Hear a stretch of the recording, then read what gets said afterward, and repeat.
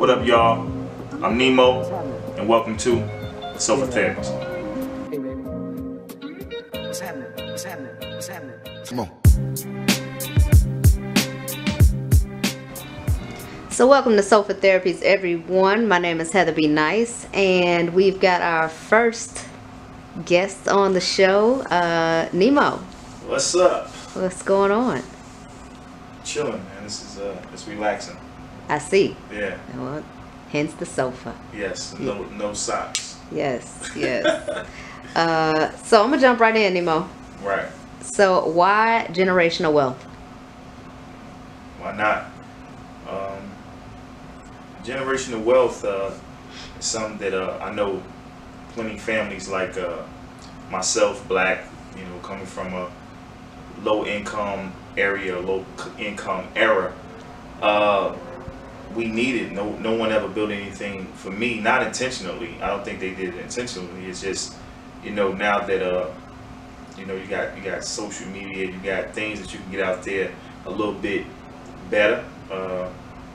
You have to start building for the kids. We can't let another generation come and have to bet on them. I have to lean on them for, to fund their ideas or our ideas. It's our duty. So generational wealth, why? We need it. We need it bad, like yesterday. Okay. Well, do you feel that the economics are holding people back that truly want to help the world? Like the light workers. The light workers. I like that you use that. Economics that's a conversation that we rarely have. I think a lot of us are kind of scared to have those conversations because it'll knock us out of our comfort zone. A lot of us are comfortable, and it's like, we talk about economics, it's like the 9 to 5, and you can check. I mean, you can see it. You know what I'm saying? If you work in a regular job, a 9 to 5, you notice that everything goes up, right? As far as rent, car, lights, gas, milk, food, whatever you can think about, it goes up, but your money stays the same. When that happens, people become fearful. So 9 out of 10, they're gonna get either another job or they're just gonna get more hours. They don't have the capacity to just like, well, I'm finna jump into this, or we got a little extra money, let's invest it here. They really have no money. You have no money to invest. So economics is a big thing that's really holding everyone back. Okay, well, our good old president Trump is in office. I mean, has that changed anything for you or your family? Of course not. I mean it's ridicule to even think that Trump would change anyone's life, even his own, spiritually. You know what I mean? Like, Obama didn't change nothing. And it's just to be fair with it. You know what I'm saying? No president could ever change something that's in your household. They can change laws and they can change certain little things, but ultimately it's up to you. No one's gonna save you. No one's gonna save you. You know what I'm saying? Get on your knees, pray to God, and then get to work. That's the biggest thing. So no, they haven't changed anything. We still believe in God in our home. We still believe in financial freedom in our home, and definitely generational wealth. And those are the things we go with. Now we know from just economics and history alone that the U.S. is built on capitalism. So is it? Why is that important to you? Or why is that an important aspect to know about? Capitalism, because we stay in a capitalist country. United States of America is built on capitalism, and they capitalize off of us. If we don't capitalize, then we always going to be the prey. We're always going to be the ones that are getting capitalized upon. A 9 to 5 ain't nothing but capitalism. So if you're not trying to sit there and figure out how you can capitalize on in a righteous way, if you can capitalize on things that you need for you and your family, for the present and future, then you're a fool.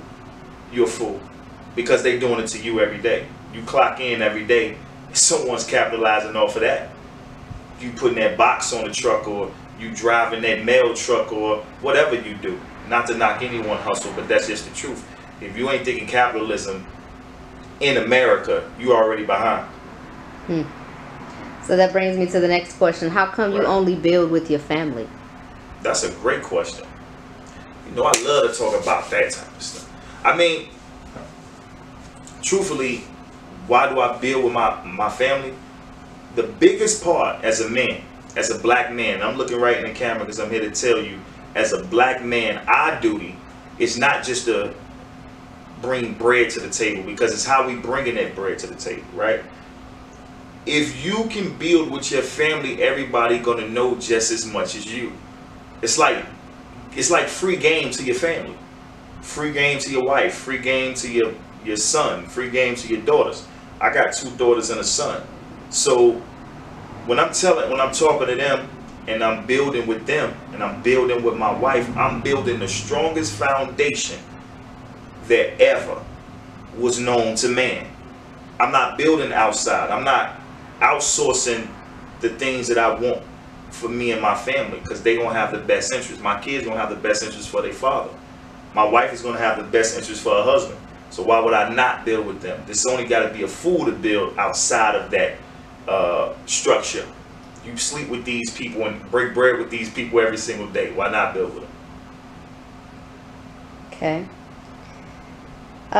So you homeschool your kids? Yes, I do. Right. And that just, kind of brought us into why you only build with the family. So explain to us why you decided to homeschool your children. Well, pretty much easy. Public school ain't shit. Ain't never been shit. Ain't never gonna be shit. Period. They ain't teach me shit but ABCs and 1, 2, 3s. And when I got out here in this world that we called, what we call out here the society, whatever they taught me in school didn't help me in society. I'm still using things that I'm learning today as a grown man that's actually helping my family, not the things I learned in public school. Public school, you got to think about this.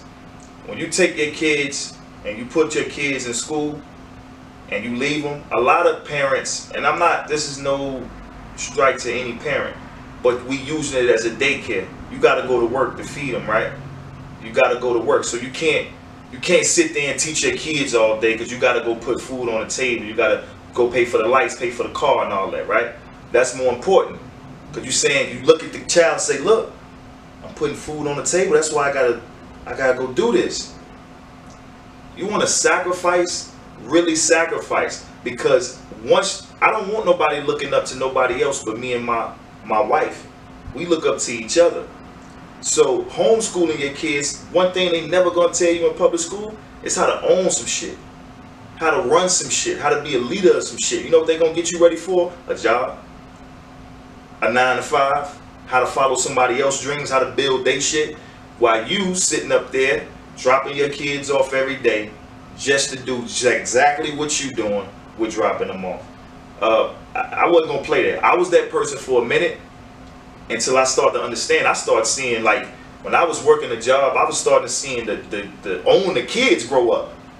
You know, when I started, I seen, Shorty, the owner of the company I was working at, his son was like, what, 10? Yeah, I worked there 7 years. He was 17 when I left. Now, if I stayed another 10 years, he's 27, he's telling me what to do, and my kids is begging for a job. Makes no sense.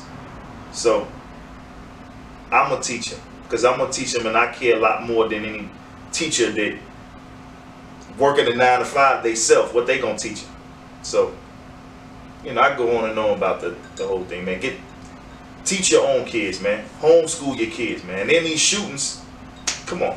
I mean, like, I can go on and on. It's a bunch of reasons. You just got to want to do it. You got to sacrifice. Okay, so staying on the subject of academia, do you still read a lot, or do you like to read? Honestly, I don't read. I don't read a lot. I do a lot. I got some books. I got some books in there that it's talking about entrepreneurship and ownership and things like that. And there's only so many things you can read. You know, it's only so many things that, you know, going to inspire you. After you get inspired and after you read 38 chapters of how to own something, you still got to go do it. So I'm not really too much into like a lot of reading. I read what's necessary, you know what I mean? Like, but I wouldn't read like just sitting there just to read chapter after chapter, because I'm gonna get bored and I'm just gonna want to go do what the book is asking me to do. So I'm more of a doer. I don't read too many books though. But anybody that read a lot of books, I commend them. You know what I mean? Okay, let's move on to a little bit of a lighter note. Okay. Is rap still an interest of yours? Hell no. No, I'm just kidding. Yeah.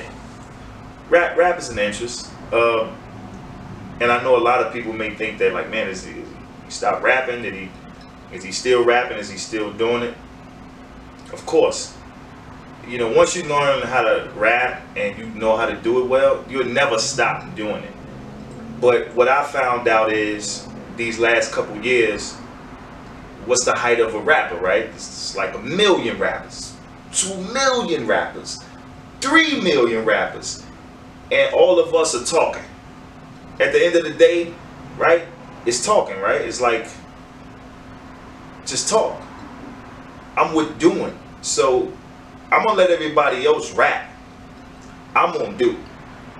Because when you do, you have something to rap about. But if I'm rapping for like 6, 7 years straight and not doing, then what could I be talking about? You know, I'm not giving a solution. Most people just rap about problems. My block is like this.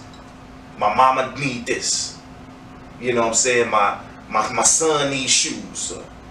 There ain't no jobs in America, and racism, and you know, all this stuff. We understand the problems as a human being. Fuck a rapper. Just as a human being, we get the problems. What the fuck is the solution? So rap, is it an interest? Of course.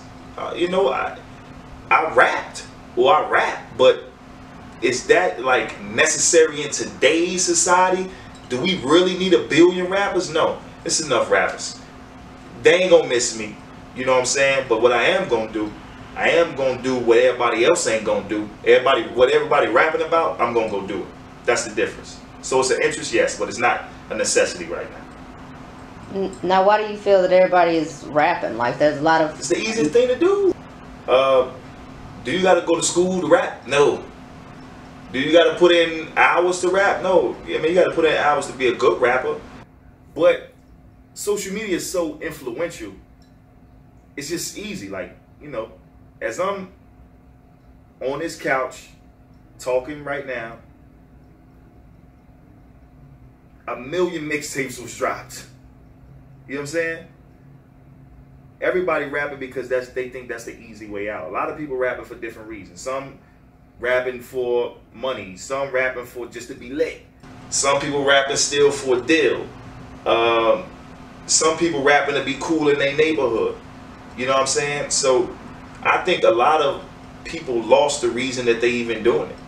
You know, because as you see your kids grow up, and your son's 17 or your daughter 18 years old, and you still just rapping, even if you getting money, it's like, you know, what the fuck am I really doing? You know, what am I really doing for them? Like, I gotta expand, I gotta grow as a person. That's just the human nature. You have to grow. You just can't keep sitting there just rapping. But everybody does it because everybody does it. The world is in groupthink. Look it up.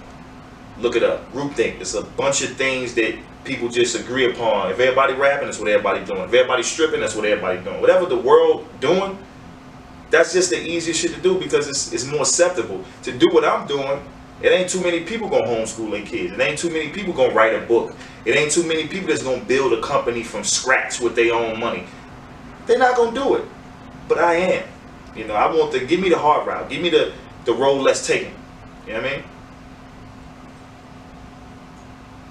All right, Nimo. Well, what else can be done in the rap game that can evolve for self? That's a great question. Evolve for self. Well, evolution is like the biggest thing we need in the world. Like, we just need people to grow, spiritually, mentally, physically, financially. We just need people to grow. The biggest thing to evolve, like if you're rapping or if you're really serious about your craft, we just need more than just rappers. We can't depend, everybody can't sign with Rock Nation and Diddy. You know what I mean? We got two people that's like, all that weight is on their shoulders with everybody's so-called rich and $1 billion and showing you their chains and, you know, showing you their watches and I got this much money. But it's only really two people that's really truly making a move towards something that's going to open up the door not only just for them but for many more. I think it needs to be a lot more executives. You know what I mean? Like, it's okay if you want to be a rapper, but yo, who's taking care of the business? We can't all get a check from Diddy and Jay-Z. You understand what I'm saying? How they gonna keep building their generational wealth if we keep asking them for shit? Right? So as a man, as a woman, you got to say, okay, yeah, I love rap, but I'm gonna be a leader and I'm gonna be a boss in my own right and go do this so I can open up doors for many more. You know what I'm saying? That's not happening right now. You know what I mean? We're not opening up extra doors and other genres of business to keep everybody eating and to build more options for people. So to evolve is just, man, be an executive, be an owner of a company, man. Like, open up more doors than one. We can't keep depending on two rappers. You know what I'm saying? With me and who else in there? Dr. Dre. It's like the same 50 Cent. Yo, you go over there, yo, could put me on the show. Like, man, we got to evolve this as people, man. It's a lot of people rapping, but it's not a whole lot of executives. So, I mean, that's the biggest thing we need to involve in if you're going to be in a rap game. That is. Okay. Well, that wraps up our brief session, Nimo. Do you have anything else to add to the notes today? Be a man, be a woman, stand on what you talk about. In today's age, you can put up a post, you can put up a tweet, and never stand on even what you talking about. Be true to self. That's it. One love. What's happening? Yeah.